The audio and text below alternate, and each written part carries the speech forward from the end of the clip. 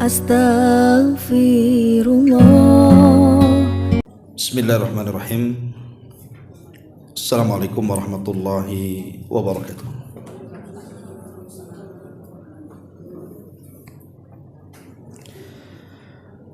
Bihamdillahi wassalatu wassalamu ala rasulillah wa ala alihi wa sahbihi wa mawalah wa la hawla wa la quwata illa billahi wa ba'du. Alhamdulillah, di pagi menjelang siang ini kembali kita bisa duduk di Saung Sunda Sawargi. Salawat dan juga salam tak lupa kita hadiahkan kepada Rasul kita Nabi besar Muhammad sallallahu alaihi wa ala alihi wasallam.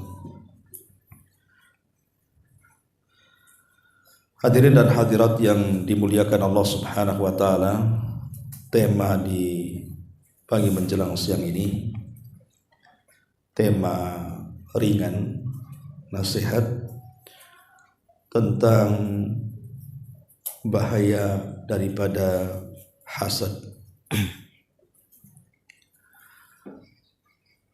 Ma'asyiral muslimin wal muslimat rahimani wa rahimakumullah. Ketika Allah Subhanahu wa taala menciptakan Adam alaihi salatu wassalam, yang sebelumnya Allah Subhanahu wa taala sudah menciptakan malaikat dan juga jin. Itulah makhluk-makhluk yang berakal yang Allah ciptakan.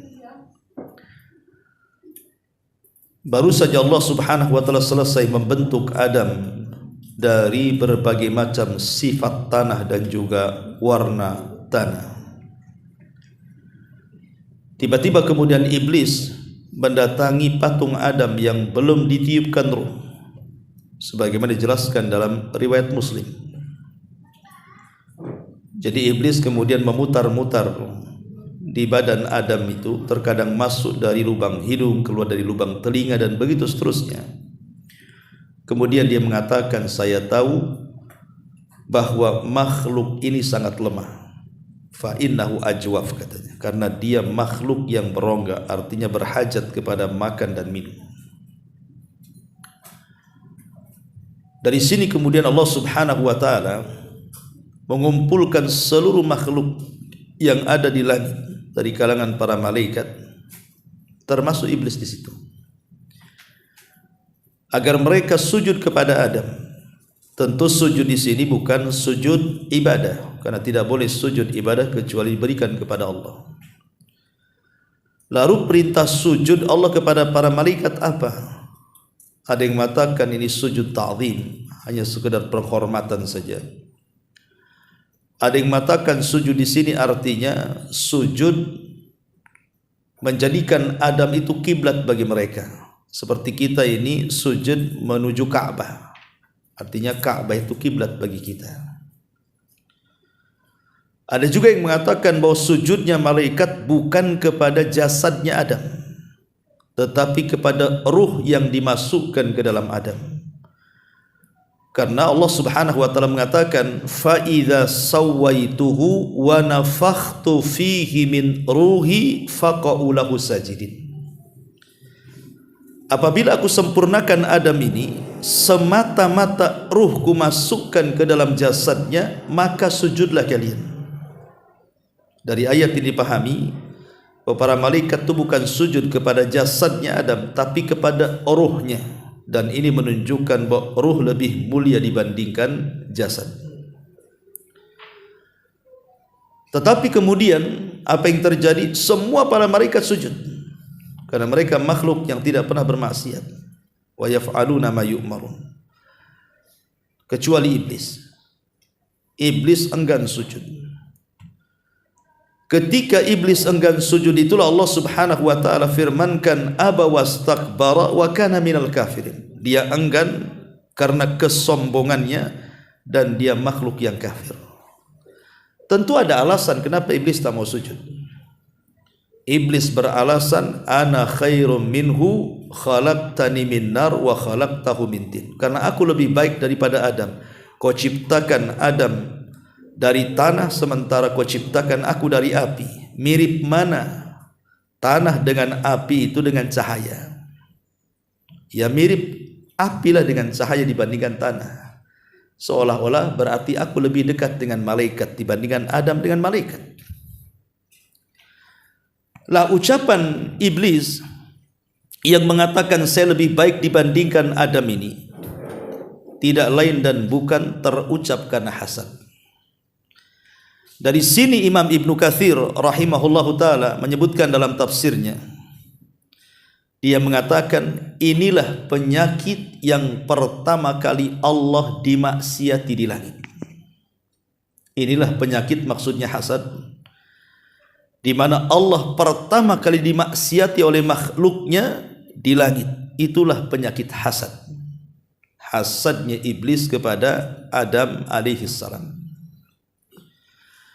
Ketika iblis kemudian mendapatkan murka dari Allah subhanahu wa ta'ala, bukannya bertobat dan meminta ampun akan dosa-dosanya kepada Allah, justru makin parah. Apalagi setelah tahu bahwa Allah melaknat dirinya dan murka kepadanya, maka hasad yang tertanam kepada iblis itu semakin besar. Sampai-sampai dia berjanji kepada Allah untuk menyesatkan bukan hanya Adam tapi seluruh anak turunannya. Sehingga dia mengatakan, fabima aghwaytani la aq'udannahum siratakal mustaqim. Karena engkau sudah menyesatkan aku. Lihat buruknya Adam iblis, seolah-olah Allah yang menyesatkan dirinya padahal dia sesat sendiri. Dia mengatakan fabima aghwaytani, karena engkau sudah menyesatkan aku, kusesatkan seluruh turunan Adam katanya dari jalanmu yang lurus. Lihat, ini hasad di atas hasad namanya. Sehingga Imam Ibnul Qayyim rahimahullahu ta'ala mengatakan fal hasid syabihun bi iblis. Orang yang hasad itu dia serupa dengan iblis, bahkan dia tentara dari tentara iblis. Na'udzubillah. Ma'asyiral muslimin wal muslimat rahimani wa rahimakumullah. Inilah kisah dosa pertama di langit. Hasadnya iblis kepada Adam dan murkanya Allah kepada iblis, dan semakin hasadnya iblis setelah kemurkaan Allah kepada dia. Kemudian yang kedua, kisah putra-putra Adam alaihi salam. Ketika Allah subhanahu wa ta'ala anugerahkan kepada Adam dan juga Hawa keturunan-keturunan, dan setiap melahirkan itu selalu kembar, sebagaimana dijelaskan dalam tafsir Ibnu Katsir rahimahullahu taala. Jadi Hawa itu kalau melahirkan selalu kembar, dan Allah anugerahkan 40 keturunan, 20 laki-laki dan 20 perempuan. Ketika kemudian Allah subhanahu wa ta'ala memerintahkan Adam untuk menikahkan putra-putrinya secara silang demi keberlangsungan generasi, karena manusia itu disebut khalifah. Apa makna khalifah? Yakhlufu ba'duhu ba'dha. Makhluk yang bergenerasi satu dengan yang lainnya. Artinya tidak akan ada kepunahan manusia itu. Pasti akan ada generasi berikutnya, generasi itu namanya khalifah. Akhirnya kemudian Adam alaihi salatu wassalam mau menikahkan anak yang paling besar. Tentu yang paling besar Qabil, kemudian adiknya Habil, dan masing-masing Qabil dan Habil itu menukar kembarannya supaya tidak menikah dengan satu darah, maksudnya karena tidak ada manusia lain, ya terpaksa yang dekat-dekat kan, tapi tetap disilang karena supaya tidak satu darah. Disinilah iblis kemudian yang memang sebelumnya sudah berjanji kepada Allah, karena hasadnya ingin menyesatkan Bani Adam, ada kesempatan. Karena kalau menggoda mereka disuruh kufur dan menyekutukan Allah tidak bisa. 10 abad iblis itu menyesatkan Bani Adam, tidak ada yang musyrik di zaman itu. Sampai di zaman Nabi Nuh, dari Adam sampai Nabi Nuh itu kan 10 kurun, 10 abad gitu ya. Tapi iblis tidak berhasil menyesatkan Bani Adam itu untuk menyekutukan dia. Sehingga iblis itu hanya baru setakat bagaimana supaya anak keturunan Adam itu melakukan dosa besar saja, tidak sampai ke taraf kesyirikan. Datang iblis kepada Qabil kemudian berikan was-was. Hebatnya was-was setan itu coba. Tidak ada namanya setan itu dorong kita ke maksiat atau narik tangan kita, ayo kita maksiat, tidak ada. Setan itu hanya ngasih was-was saja. Tapi was-wasnya setan ini luar biasa sakti. Bisa orang terdorong dengan was-was coba. Lah sehingga kemudian ketika pensyariatan silang ini tidak diterima oleh Qabil karena was-was daripada iblis, sebabnya adalah karena dia melihat pasangan Habil tidak cantik, sementara kembaran dia pula cantik. Karena memang fitrah di situ dijelaskan bahwa Qabil ini dia tidak terlalu tampan, tetapi kembarannya cantik sekali. Habil pula terbalik, dia orangnya tampan, tapi kembarannya pula tak cantik. Apa jadi fitrah jadinya ya? Kalau orang jelek itu istrinya cantik. Oh, orang tampan pula istrinya jelek, hitam pula. Jadi akhirnya kemudian Qabil tak maulah kan gitu. Maunya dia yang cantik ya kembarannya. Kemudian dia tuduh Adam dengan berbagai macam tuduhan. Adam itu bukan bapak diktator.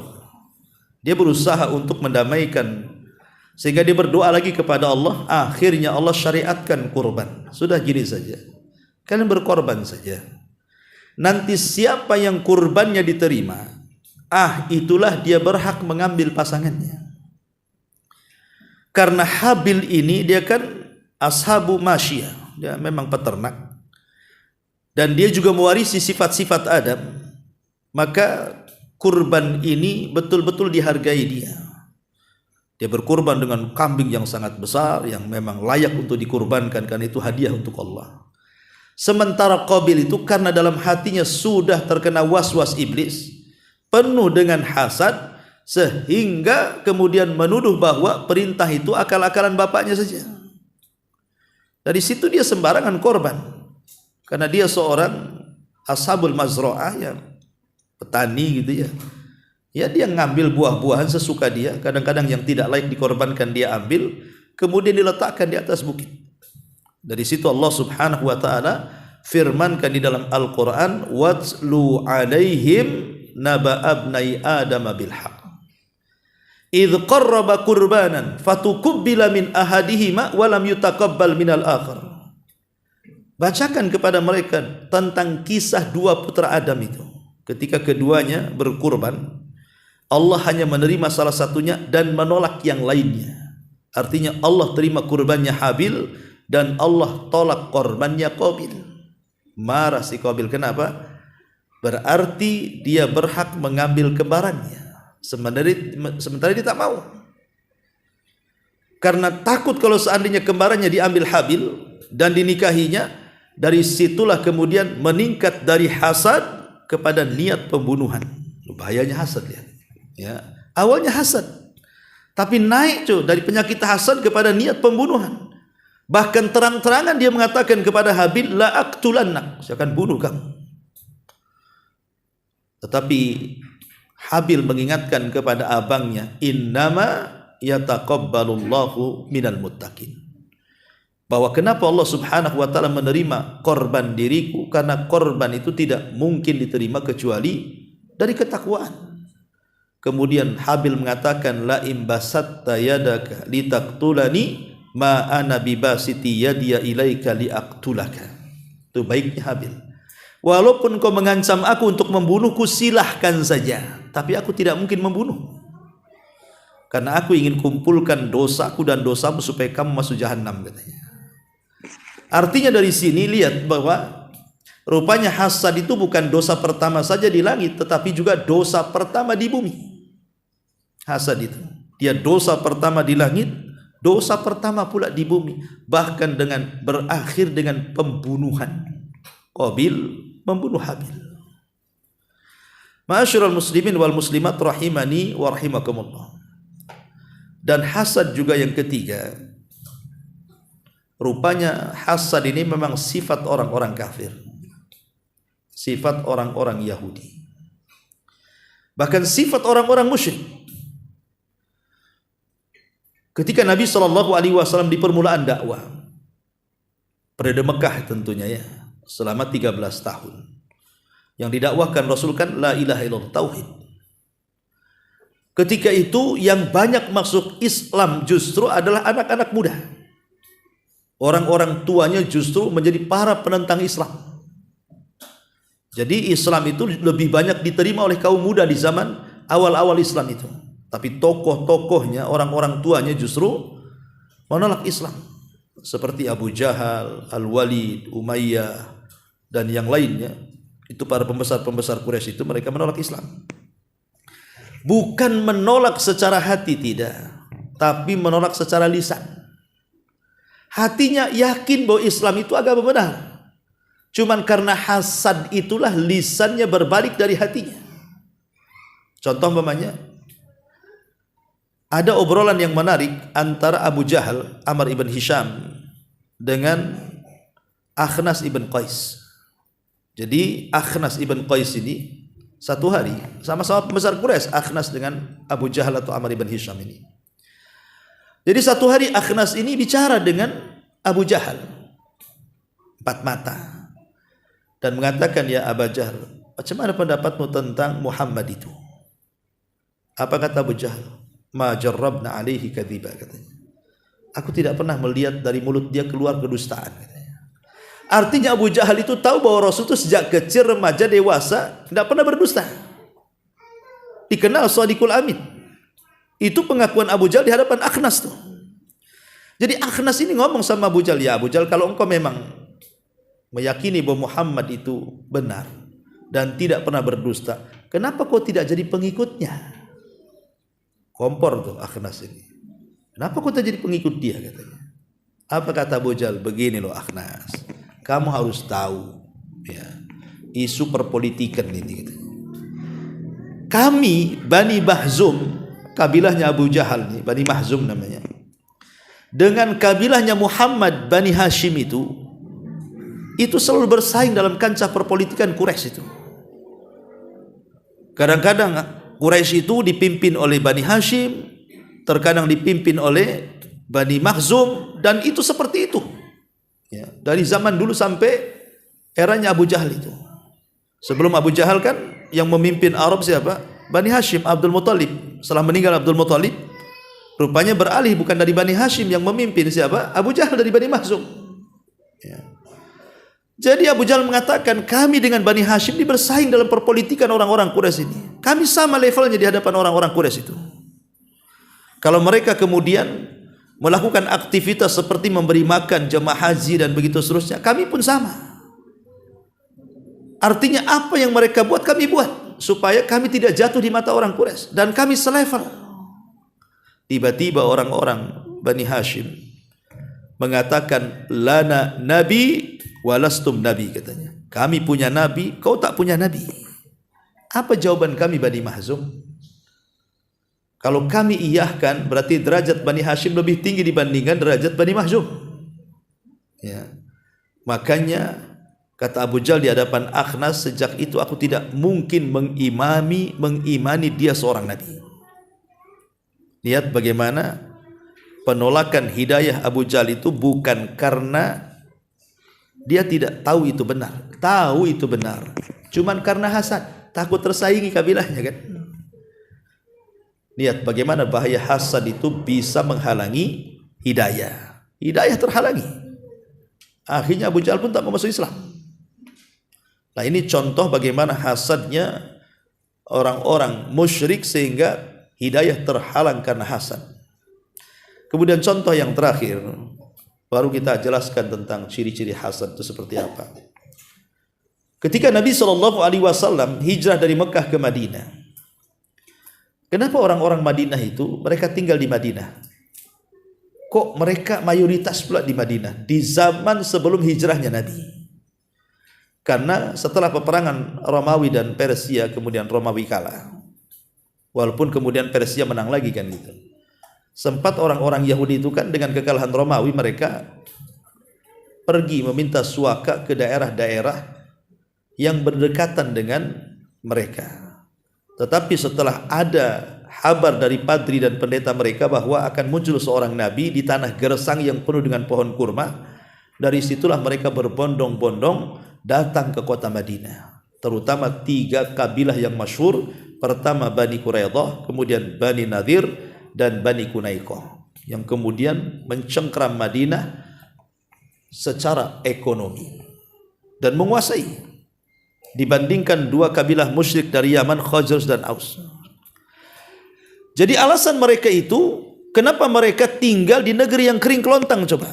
Bukankah orang-orang Yahudi umumnya mencari materi, mencari dunia? Harusnya mereka hijrah ke Yaman atau hijrah ke Syam yang jelas-jelas ekonominya maju di zaman itu kan? Kenapa mereka hijrah ke padang pasir, negeri yang kering kelontang? Susah untuk cari ekonomi di situ. Rupanya ada keyakinan, karena di situ akan muncul seorang nabi. Lah ketika Nabi SAW betul-betul diutus, dan ketika orang-orang Yahudi itu menyaksikan ada keanehan di langit, munculnya bintang Ahmad, dan bintang Ahmad itu salah satu tanda dari tanda-tanda kelahiran seorang nabi, dan itu diketahui orang Yahudi saja. Jadi ketika malam ada bintang Ahmad di langit, maka para padri keluar kemudian mencari tahu ada enggak wanita Yahudi yang melahirkan di malam itu. Rupanya setelah ditanya sana tanya sini, 3 kabilah mengatakan tidak ada satupun wanita yang melahirkan dari wanita-wanita Yahudi Madinah di malam munculnya bintang itu. Mereka kecewa ketika mereka mendengar bahwa di malam bintang itu muncul dari arah Mekah ada orang yang lahir dan melahirkan. Dialah Aminah melahirkan Nabi persis ketika bintang Ahmad muncul. Jadi orang-orang Yahudi itu ketika mendengar bahwa di Mekah ada bayi yang lahir di saat ciri-ciri seorang Nabi itu muncul, mereka menangis. Kemudian mereka berteriak-teriak dan mengatakan, laqad dhahabat nubuwatu Bani Israel wantaqalat nubuwatuhu ala Bani Ismail. Mereka mengatakan, sungguh telah hilang kenabian dari Bani Ismail dan dari Bani Israel dan telah berpindah kepada Bani Ismail. Jadi kenabian Bani Israel stop sampai di sini. Yang terakhir berarti Isa bin Maryam. Tidak ada lagi nabi-nabi Bani Israel setelah Isa bin Maryam. Karena sudah berpindah kenabian dari Bani Israel kepada orang-orang Arab atau dikenal dengan Bani Ismail, turunannya Ismail alaihi salatu wassalam. Lahirlah Nabi kita. Lah sejak itulah mereka hasad. Kenapa tidak dari kami saja bangsa Bani Israel? Kenapa pula Bani Ismail? Padahal mereka adalah musuh kami kan itu. Kok terlahir dari musuhnya pula yang hari-hari perang? Makanya dari situlah timbul hasadnya orang Yahudi dan tidak mau mengimani Rasul sampai ketika betul-betul Rasul hijrah ke Madinah, tidak ada orang Yahudi yang beriman kecuali kurang dari 10 orang sampai wafatnya Nabi. Beda dengan orang Nasrani, ribuan orang masuk Islam. Tapi orang Yahudi itu bisa dihitung dengan jari. Tokohnya pun yang masuk Islam cuma 1, Abdullah ibn Salam saja. Ya, lebihnya anggota-anggotanya tak banyak. Ya. Nah, ini diantara sejarah tentang adanya hasadnya. Kita masuk ya karena juga waktu. Kita masuk kepada ciri-cirinya. Ingat di sini ada ciri-ciri yang dikatakan para ulama kalau ada pada diri kita berarti kita ada hasad di dalamnya. Apa itu? Yang pertama, alamat annakal hasid. Alamat bahwa engkau ini sedang hasad. Dan perlu diketahui ya, sebelum saya sebutkan alamat ini. Setiap manusia, saya, antum, ibu-ibu atau siapapun, di dalam hati kita ini punya hasad. Tidak ada manusia yang tidak punya hasad. Semua manusia punya hasad. Tidak orang awam, tidak ada orang alim. Tidak ahli maksiat, tidak ahli ibadah. Semua terkena hasad. Dalam tubuh setiap manusia itu ada hasad. Tetapi orang baik dia akan menyembunyikan hasadnya, tapi orang jahat dia akan menampakkannya. Itulah yang kita disuruh berlindung kepada hasad seperti kita berlindung kepada syaitan ketika hasad itu ditampakkan. Qul a'udzu birabbil falaq min syarri ma khalaq wa wa min syarri ghasiqin idza waqab, wa min syarri naffatsati fil 'uqad, wa min syarri hasidin idza hasad. Dan kita berlindung dari keburukan orang hasad ketika dia menampakkan hasadnya. Artinya hasad itu tidak akan memadaratkan kalau kita sembunyikan. Karena Al-Karim yukhfi, orang yang baik pasti akan menyembunyikan. Tetapi wasayyi yubdi, orang yang buruk pasti akan menampakkan hasad itu. Di antara alamat hasad itu yang pertama, al-haznu bi farakhil akhar. Al-haznu bi farakhil ukhra. Jadi orang yang hazan itu artinya sedih. Karena bi farakhil akharin, karena senangnya orang lain. Jadi kalau orang lain itu diberikan nikmat oleh Allah, mungkin dia bisa beli rumah, mungkin dia bisa beli kendaraan, mungkin dia bisa menyelesaikan sekolahnya, mungkin dia bisa beli kebun, beli perhiasan, beli tas, beli pakaian, macam-macam lah dari kehidupan dunia ini. Tiba-tiba kita pula yang sedih. Kenapalah tetangga itu bisa bangun rumah katanya. Emang urusan rumah tetangga dengan kita apa kan? Apa dia pinjam uang kita tak bayar? Kan enggak juga. Ya. Ada orang-orang yang sedih, kenapa dia bisa aku tidak? Kenapa dia bisa beli mobil aku tidak? Sedih. Nah, ini kalau ada perasaan sedih melihat kesenangan orang, hati-hati itu. Itu ada hasad yang sedang ditampakkan. Ya, jangan sedih kalau ada kawannya kemudian mendapatkan dunia. Justru harusnya kita mendoakan berkah. Allahumma barik lahu fi rizkihi. Ya Allah, berkahi dia dengan rizkinya, tapi berikan juga rizki kepadaku ya Allah jauh lebih baik daripada rizki dia. Harusnya begitu. Ya. Jadi ini yang pertama ya, singkat-singkat saja. Yang kedua, al-ghiratu wa intiqamu 'alal akharin. Cemburu berat. Kemudian ada keinginan untuk balas dendam. Ya, awas saja. Dia bangun rumah itu dari mana dia dapat duit itu? Nanti saya cari-cari informasi gitu. Jangan-jangan ada tuyul di rumahnya tuh, umpamanya. Nah, dia mulai ngorek-ngorek tuh. Tanya tetangganya, si Anu bisa beli mobil, emang duit dari mana ya dia? Nah, mulai dia, ya, nyari-nyari itu. Lah ini kalau sudah seperti ini, itu berarti kita ini orang hasad. Nggak ada urusan. Rizki yang Allah rizkikan kepada dia itu berbeda dengan rizki yang Allah rizkikan kepada kita. Kalau ada orang di atas kesenangan, tidak akan pengaruh dengan rizki kita kok. Ya, kemudian yang ketiga, at-tafkir as-su' lil akharin. Berfikir buruk kepada orang lain. Ya tadi suudzon akhirnya.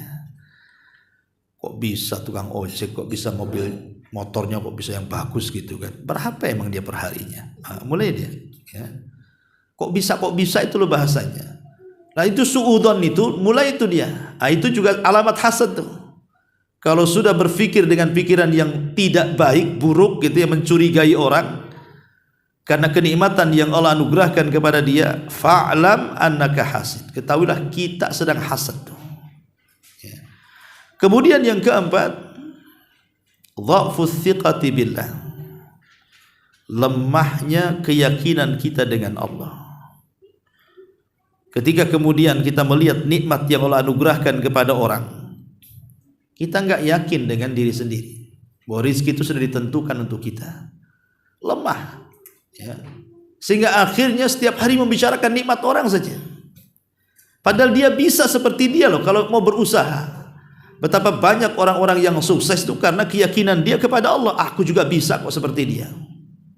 Emang dia aja yang bisa, aku juga bisa. Kuat dia keyakinannya kan. Sehingga semangat dia. Kemudian yang kelima, al-qalaqu bi nafsihi li'anna al-hasid fihi nar fi qalbihi. Hatinya kolak, bingung, stres, ya. Kenapa? Karena biasanya orang yang hasad itu hati dia sedang terbakar itu. Hati orang yang hasad itu sedang terbakar. Karena sedang terbakar itu akhirnya dia bingung, stres gitu, melihat kekayaan orang, nikmat orang itu jadi nggak tenang dia. Kemudian juga yang keenam, asy'uru ala dha'fi nafsihi amamal akharin. Dia merasa dia lemah di hadapan orang lain. Merasa lemah di hadapan orang lain, tidak percaya diri. Itu orang hasad tuh. Hati-hati. Termasuk asy'ur bil farahi bidararin aw musab lil akharin. Ataupun dia merasa senang kalau ada orang lain terkena musibah.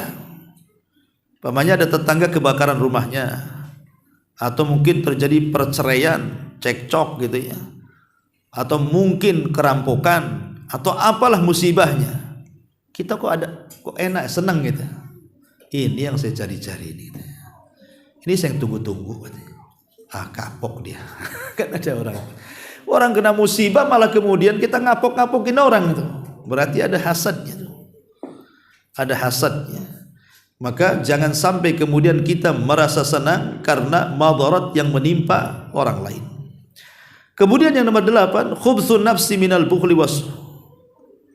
Biasanya buruk jiwanya, lahirlah sifat-sifat bakhil dan kikir. Orang hasad itu identik dengan bakhil, identik dengan kikir.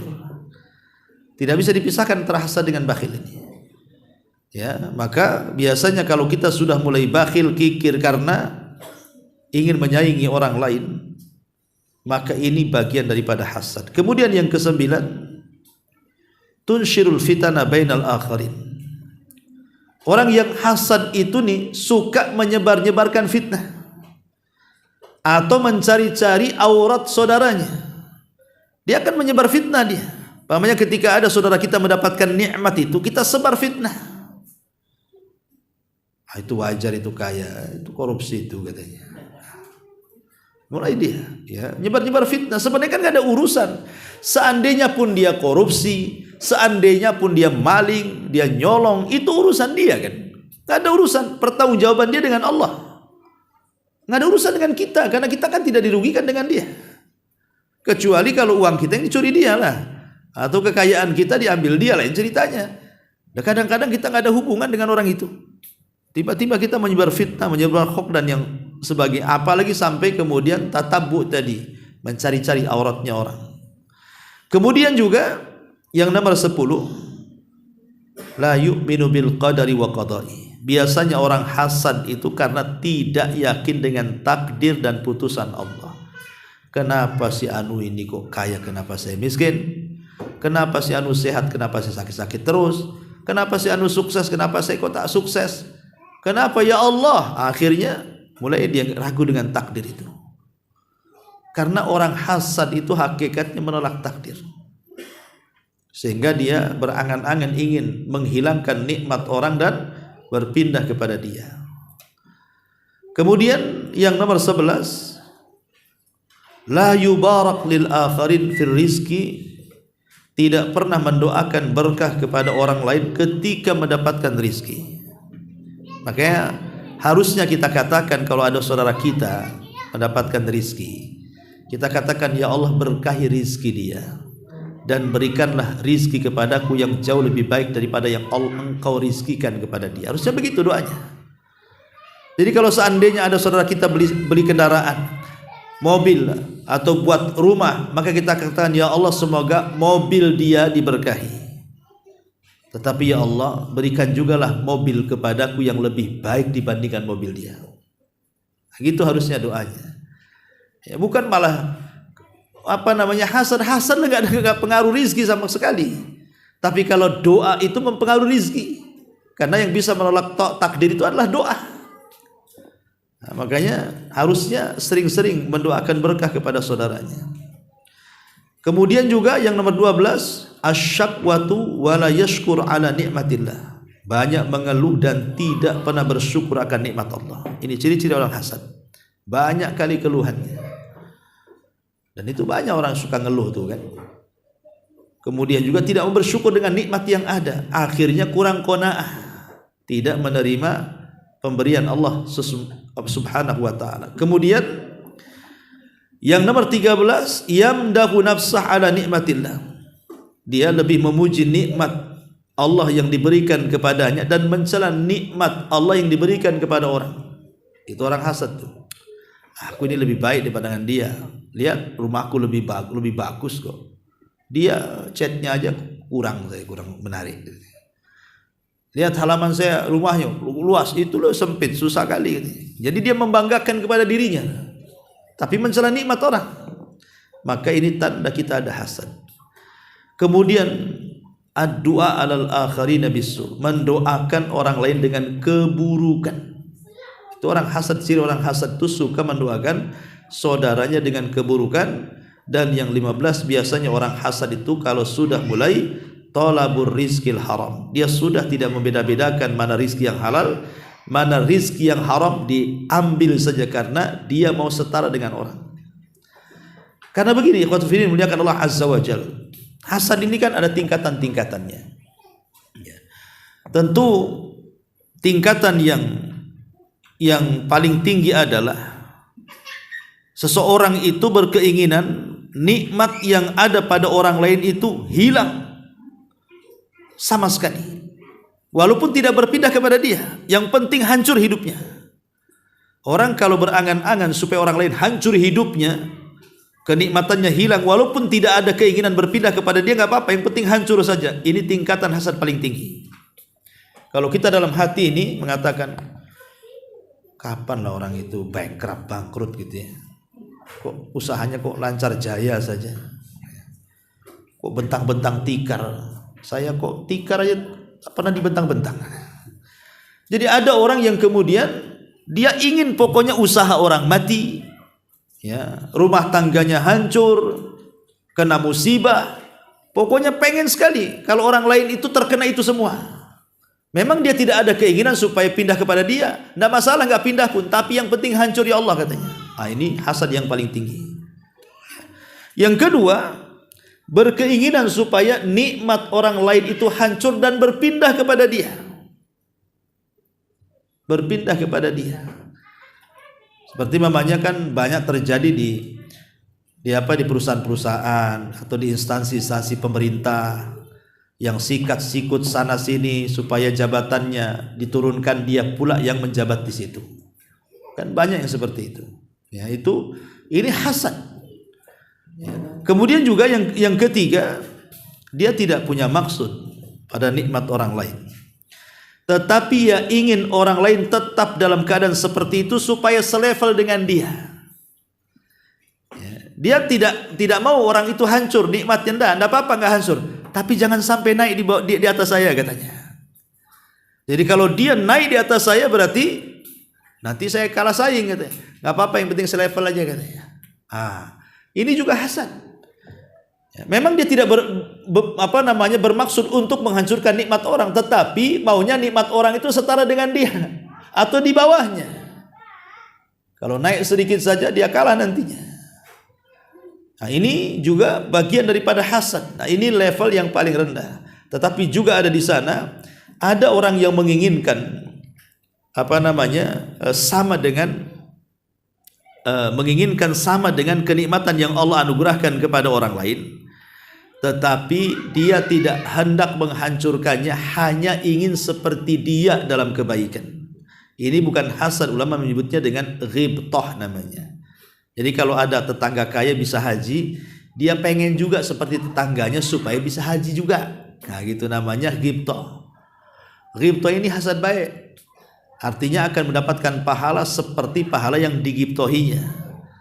Jadi kalau kita ingin dapat pahala haji, maka ghibtoh saja. Kok ada tetangga haji, kita katakan, ya Allah, kalau aku kaya dia, aku pun bisa haji. Maka kita dapat pahala haji itu, walaupun tanpa haji. Itulah ghibtoh artinya. Ma'asyiral muslimin wal muslimat rahimani wa rahimakumullah. Inilah diantara bahaya hasad ini. Taib ma'asyiral muslimat yang dimuliakan Allah azza wa jalla, kita rinci sedikit tentang apa yang sudah kita bahas dari 15 poin ini. Pertama, tadi dijelaskan bahwa hasad itu, salah satu alamat hasad adalah al-haznu bi farakhil akharin. Dia merasa sedih dengan kesenangan orang lain. Disebutkan dalam sebuah hadis, yang ini hadis ini dikeluarkan oleh Bukhari Muslim. Nabi SAW mengatakan, dikeluarkan oleh Imam Hakim dalam Mustadraknya menurut syarat Sahihaini dengan lafaz, Innallaha qasama bainakum akhlaqakum kama qasama bainakum arzaqakum. Wa innallaha yu'tid dunya man yuhibbu wa ma la yuhibbu. Wala yu'til iman illa man yuhibbu. Kata Nabi SAW, Allah itu sudah membagi-bagi akhlak-akhlak kalian. Maka lihat, manusia itu kan macam-macam akhlaknya kan. Ada yang baik, ada yang keras, ada yang santun, ada yang lembut, macam-macam. Allah sudah bagi-bagi akhlak-akhlak orang itu. Sebagaimana Allah membagi akhlak-akhlak orang, Allah pun sudah membagi rizki-rizki manusia. Allah sudah bagi rizki itu, si fulan kaya, si fulan sedang, si fulan miskin. Tapi ingat bahwa Allah akan memberi dunia itu kepada siapa yang dia cintai dan kepada siapa yang dia tidak cintai. Tetapi kalau iman, Allah tidak akan memberi kecuali yang dicintainya saja.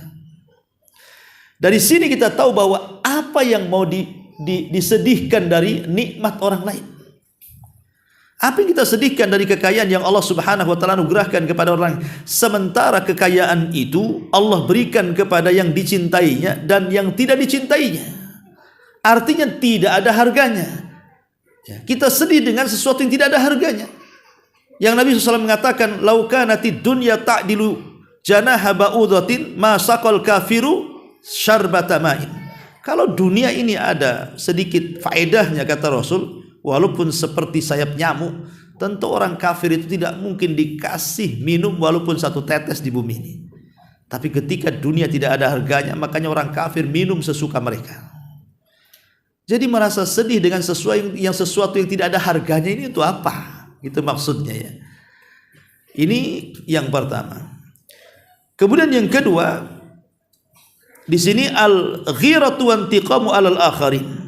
Cemburu dan berusaha untuk balas dendam kepada orang lain. Allah mengatakan dalam surah Thaha 131, wala tamudanna ainaika ila ma matta'na bihi azwajam minhum zahratal hayatid dunya linaftinahum fihi wa rizqu rabbika khairun wa abqa.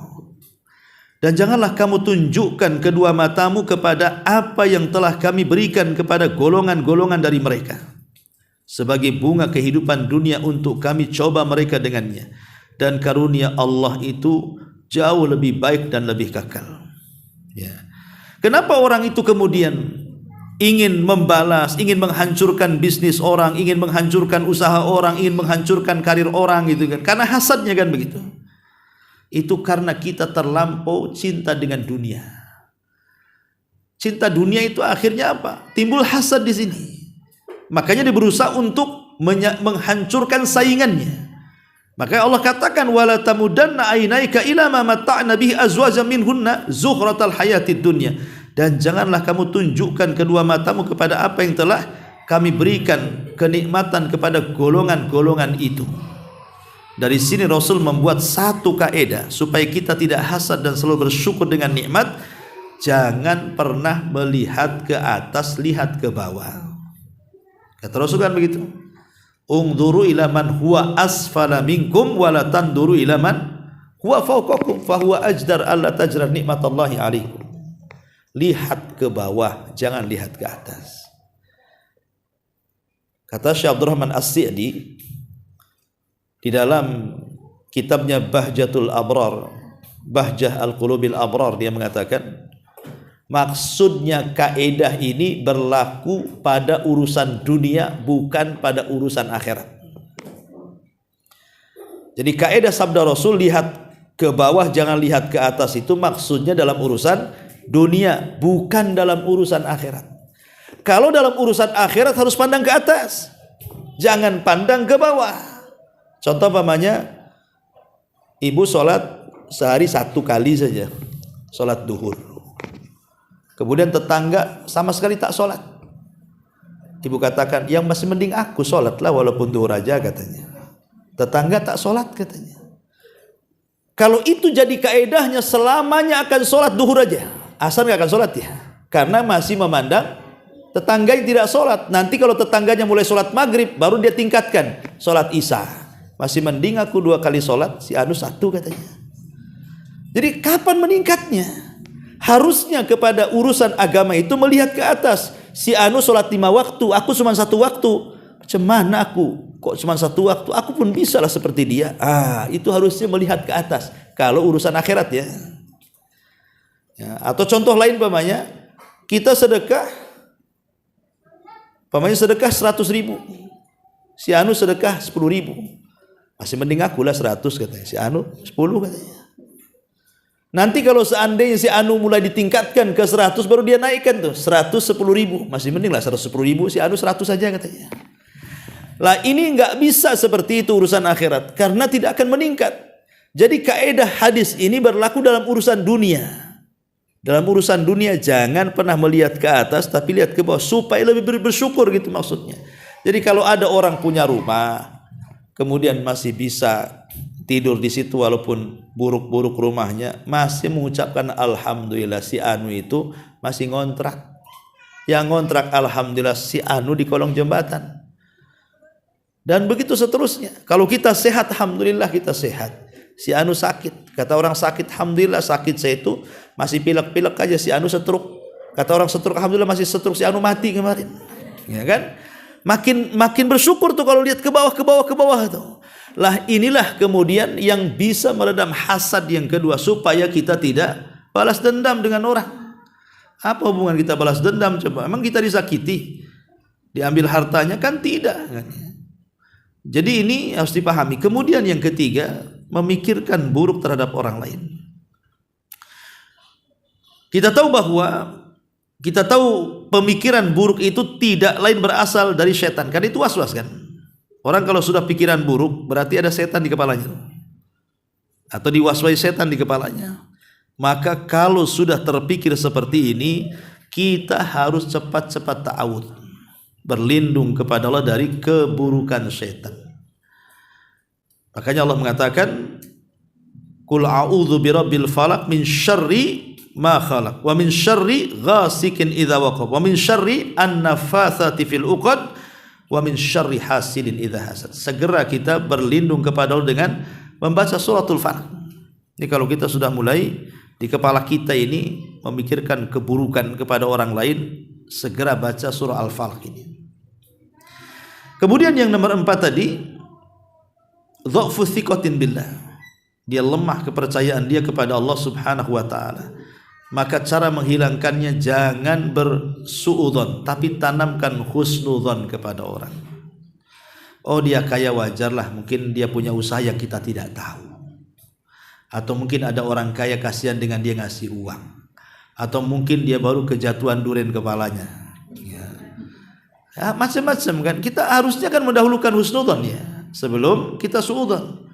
Karena seorang muslim itu harus banyak memberikan uzur kepada saudaranya. Memberikan uzur supaya tenang hidupnya. Kemudian juga al-qalaq bi nafsihi li anna al-hasid fihi an-nar fi qalbihi. Orang yang hasad ini dia tadi kadang-kadang panas hatinya, terbakar hatinya. Kenapa si anu bisa? Kenapa kok si anu punya? Kenapa si anu sukses? Kenapa si anu? Panas hatinya tuh. Maka supaya tidak panas, maka orang yang seperti ini harus banyak-banyak zikir. Karena Allah mengatakan, ala bi dzikrillahi tatmainnul qulub. Banyak zikir supaya tenang hatinya, jernih hatinya, dingin hatinya ya. Kemudian juga yang ke-6, merasa lemah di hadapan orang. Ya, itu juga tanda hasad juga. Merasa lemah di hadapan orang itu. Enggak boleh kita merasa lemah di hadapan orang.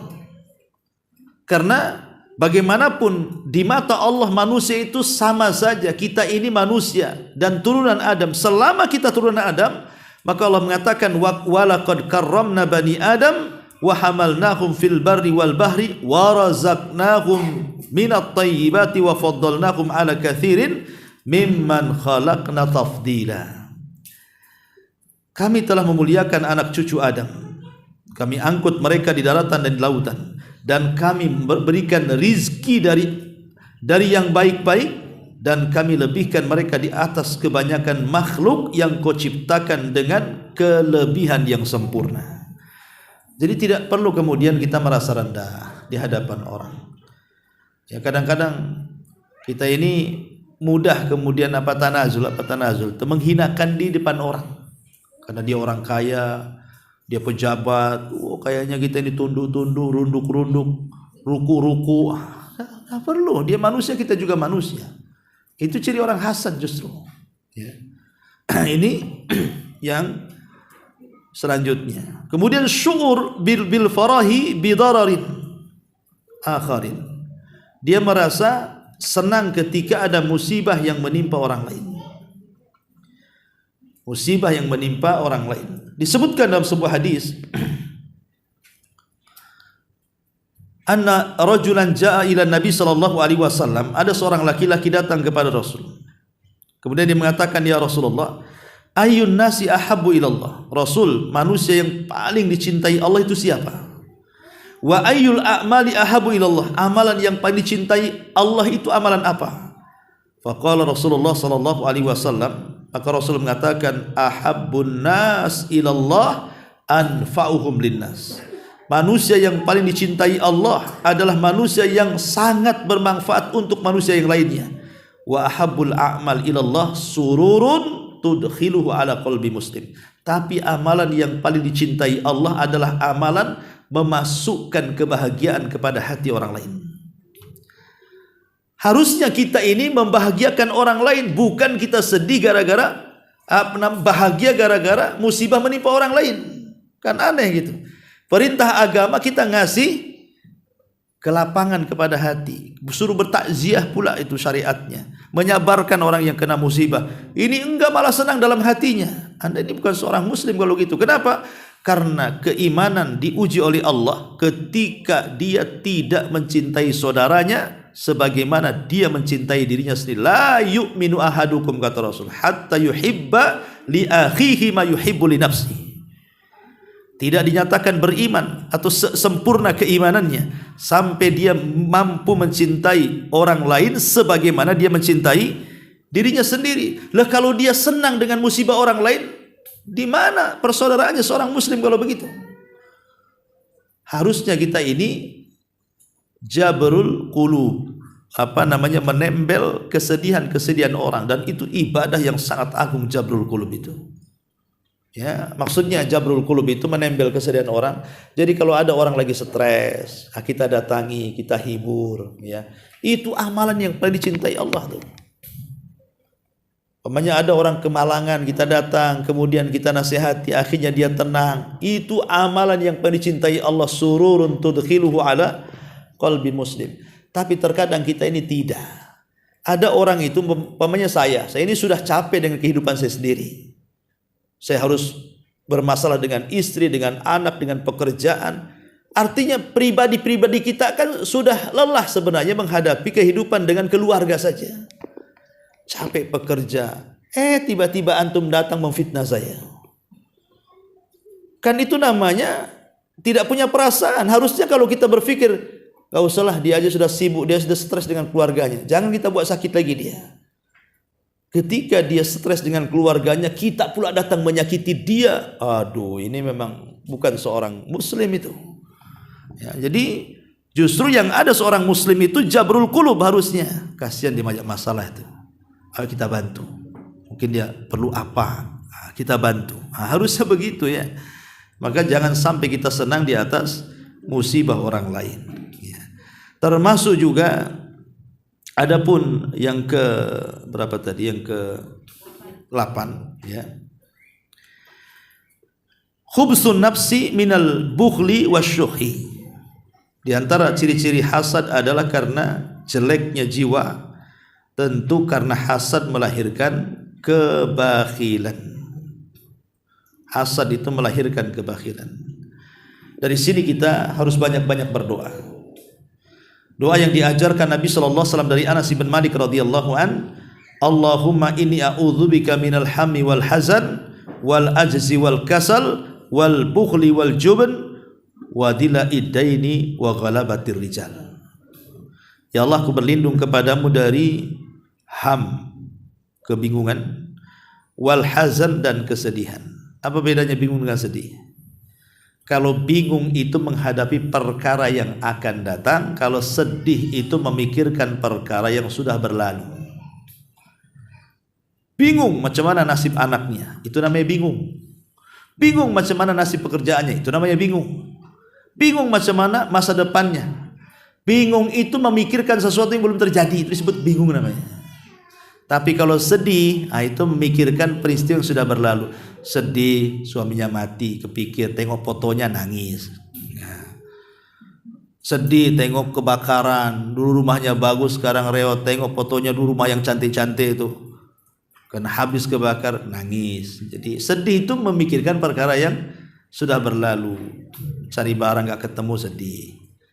Ya, jadi sedih itu bicara ini, dan dua-duanya kita berlindung dari bingung dan sedih ini. Kemudian wal azzi wal kasal, lemah dan malas. Apa bedanya lemah dan malas? Kalau lemah itu memang sama sekali tak bisa. Kalau malas itu bisa tapi tak bergerak, itulah malas. Contoh, ada suara adzan. Ya, ada suara adzan. Kita bisa ke masjid, tapi karena stroke maka tak bisa ke masjid, itu disebut lemah. Bisa dia ke masjid, tapi karena terhalang sakitnya jadi tak bisa, itu lemah namanya. Tapi kalau seandainya dia bisa melangkahkan ke masjid, tapi malas, tak mau bergerak, sakit pun tidak, tapi tak mau ke masjid, itu namanya malas. Nah, jadi dua-duanya kita berlindung tuh. Kemudian juga kata Nabi SAW, wal bukhli wal jubni, bakhil dan takut. Ya. Orang bakhil dan penakut. Ini kalau bakhil jelas kikir gitu ya, kalau penakut ya penakut, ma'ruf. Kemudian wadila iddaini wa ghalabatir rijal, ataupun kita berlindung dari terlilit hutang atau terlilit dari kebaikan jasa orang. Saking baiknya dia sama kita, ketika kita disuruh nasihati tak berani. Gak enak saya datang sama dia, dia terlalu baik sama saya. Akhirnya kan terkalahkan dengan kebaikan tuh. Harusnya kita datang dan menasihati, tak jadi menasihati karena sudah banyak dia jasanya sama kita. Jangan sampai kita seperti itu. Ataupun terlilit hutang. Kita dua-duanya pun berlindung, baik hutang jasa atau hutang uang, dua-duanya kita berlindung kepada Allah Azza wa Jalla. Tapi jangan berlindung saja, tetap bayar hutangnya.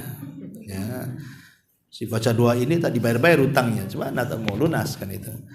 Ini yang ke-8. Yang ke-9, ya, di sini orang tanda hasad itu suka membuat-buat berita hoax supaya hancur saudaranya kan. Terutama di musim-musim kampanye nih. Hati-hati tuh tim sukses itu. Itu orang hasad itu, buang-buang fitnah supaya dia tak jadi, biar calon saya jadi kan. Padahal setelah calonnya jadi, dia pun yang tim sukses ini gak dapat apa-apa juga dia. Apa dia dapat? Jatah dari mana dia dapat coba? Kadang-kadang kita ini orang bawahan aneh, kita bela-bela. Tapi setelah mereka jadi, dilirik pun tidak kita. Tapi kita sudah terbawa hasad orang itu, menyebarkan hoax kemana-mana kan, menjatuhkan lawannya supaya dia naik. Nah, Allah Subhanahu wa taala berfirman dalam surah Nur ayat 19 itu, innal ladzina yuhibbuna an tashi'al fahisyah fil ladzina amanu lahum adzabun alim. Sesungguhnya orang-orang yang ingin agar perbuatan yang sangat keji atau berita bohong itu tersiar dari kalangan orang-orang yang beriman, maka lahum adzabun alim fid dunya wal akhirah. Bagi mereka azab yang pedih di dunia dan di akhirat. Ya, dan sangat dilarang dalam Islam itu tatabbu auratal muslim, mencari-cari aurat atau tajassus aurat muslim itu tidak boleh. Ini yang dalil yang ke-9. Yang ke-10, orang yang hasad itu tidak yakin dengan takdir. Ya. Dari sini orang yang hasad itu perlu qanaah. Cobalah dia qanaah, redha dengan pemberian. Kalau orang redha dengan pemberian Allah itu pasti tenang hidupnya, ikhwan. Orang kalau redha yang banyak kita katakan alhamdulillah bi nikmatihi tatimmus shalihat, yang sedikit kita katakan alhamdulillah ala kulli halin. Ya, jadi cara bersyukurnya beda. Kalau nikmatnya besar, kita katakan alhamdulillah bi ni'matihi tatimmus shalihat. Tapi kalau nikmatnya tak banyak, alhamdulillah ala kulli halin. Pamannya ada ojek atau super taksi, gak pernahnya dia dapat 2 juta dalam sehari, katakan alhamdulillah binikmatihi tatimus salihat. Biasanya paling sedikit dapat 400, tahu-tahu satu hari itu cuma 50 saja, tetap kita katakan alhamdulillah ala kulli halin. Nah, begitu bahasanya. Kenapa? Karena dua-duanya juga pujian dari Allah. Dan Allah tetap dipuji baik kita senang ataupun kita susah, baik kita sehat ataupun kita sakit, tetap Allah itu dipuji oleh kita. Maka ini qanaah, ini penting supaya kita ini tidak menolak takdir Allah Subhanahu wa taala. Ya. Ma'asyiral muslimin wal muslimat rahimani wa rahimakumullah. Adapun poin-poin yang lainnya, ya carikan dalilnya masing-masing karena waktu juga ini sudah jam 11:30. Saya kira saya cukupkan sampai di sini. Kita buat tanya jawablah beberapa menit ke depan, silahkan. Kalau ada yang mau bertanya, kita buka tanya jawab.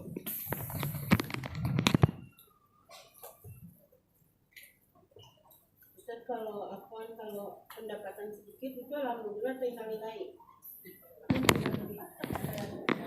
Pendapatan sedikit habis itu kena copet lagi. Enggak, ya tetap alhamdulillah. Tapi alhamdulillah ala kulli halin gitu ya. Tapi kalau banyak alhamdulillah bi ni'matihi tatimmus shalihat. Makin tinggi lagi syukurnya. Ya, samalah kalau kita dapat hadiah yang besar kan kita syukurnya lebih banyak. Makanya kalimatnya bi ni'matihi tatimmus shalihat. Kalau innalillah ini kalau kena musibah itu kan masih dapat nikmat cuman sedikit. Kecuali kalau sama sekali nggak dapat, kan itu ya. Yang ada malah yang datang udah nggak dapat, yang datang pula yang nagih utang. Nah, itu kan udah lain ya. Ya kita minta kepada Allah lah. Innalillahi wa inna ilaihi raji'un. Allahumma hjurni fi musibati. Tetap kita istirja dan kita minta pahala dari musibah yang dialami kita. Karena begini, ada kaedah di tengah-tengah para ulama yang ma'ruf itu, man taraka syai'an lillahi awadallahu khairan minhu. Barang siapa yang meninggalkan sesuatu karena Allah, Allah akan ganti sesuatu itu dengan yang jauh lebih besar lagi. Orang yang meninggalkan haram, Allah rizkikan yang halal nanti. Ya. Orang kalau meninggalkan memandang yang diharamkan, Allah akan kasih pandangan yang lain. Barang siapa yang meninggalkan mendengarkan yang haram, Allah ganti nanti pendengaran yang jauh lebih baik bagi dia. Kaidah ini semuanya, ya. Termasuk juga orang yang hendak melangkahkan kaki ke maksiat, nggak jadi. Nggak jadinya karena Allah, bukan karena nggak ada duit. Nggak jadi kenapa? Duitnya kurang. Tak jadi. Oh enggak, itu bukan karena Allah. Duitnya banyak, tapi mau maksiat tak jadi. Lillah karena Allah. Awadallahu khairan minhu. Allah akan ganti yang jauh lebih baik. Ganti dengan jauh yang lebih baik ini macam-macam. Bisa cash di dunia ataupun ditangguhkan di akhirat atau dua-duanya dia dapat. Ya. Dan tentu kaidah ini bukan tidak berdasar, ada hadisnya. Hadisnya dikeluarkan Imam Ahmad dalam musnadnya dari hadis Qatadah radhiyallahu an. Rasul mengatakan innaka lan tada'a syai'an illa baddalaqallahu bihi illa baddalaqallahu bihi ma huwa khairun laka minhu. Tidaklah kau meninggalkan sesuatu karena Allah kecuali Allah akan ganti sesuatu itu dengan yang jauh lebih baik yang pernah Allah berikan kepadamu. Artinya kalau kita kena musibah, jangan sampai kita ini tasahud. Ketika kita mau tasahud tak jadi. Nggak bagus nih saya. Ini menolak takdir ini. Tak jadi. Itu namanya lillah karena Allah. Ya, itu qanaah. Allah akan rizkikan dengan rizki yang jauh lebih baik itu. Tapi kalau orang kemudian diikuti tasahudnya, itu tidak meninggalkan sesuatu karena Allah itu. Allah tidak akan ganti rizkinya. Justru dengan kita redha, dengan kita ini kalau ditimpa musibah itu, Allah akan ganti nanti rizkinya, insyaallah. Ya, wallahu a'lam. Ya. Baik, sampai di sini. Subhanallah bihamdika asyhadu an la ilaha illa anta astaghfiruka wa atubu ilaik. Allahu ta'ala